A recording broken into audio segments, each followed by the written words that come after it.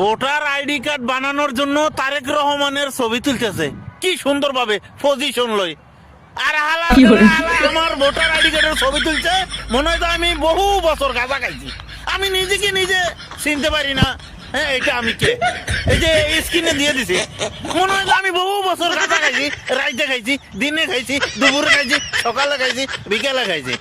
হাঙ্কির ভুয়া আমার voter ID কার্ডের ছবি তুলছে, মনে হয় আমি দীর্ঘদিন যাবত আমাজন জঙ্গলে বসবাস করছি, সেখান থেকে আমাকে পাইছে, পাইয়ে ক্যামেরা মারি দিছে, ভোটার আইডি কার্ড আমার ছবিটা বসাই দিছে। হ্যাঁ, তারেক রহমানের ভোটার আইডি কার্ডের ছবি কি সুন্দর ভাবে তারা ফিটিং ফুটিং করে তুলতেছে ডিএসএলআর ক্যামেরা দিয়ে।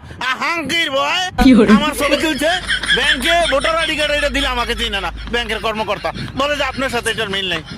কোথাও চাকরি লেগে গেলে হাঙ্কির ভয় বলে যে এইটা কে, এটা কে। আবার এক লোক তো আমাকে ডাইরেক্ট ভোটার আইডি কার্ড দেখি বলছে এই ভোটার আইডি কার্ডে তো গাঁজা খায়। হাঙ্কির ভরা ভোটার আইডি কার্ডে ছবি তুলছিস তুই, তারেক রহমান যেভাবে ছবি তুলতেছে, এই যে কি সুন্দর করে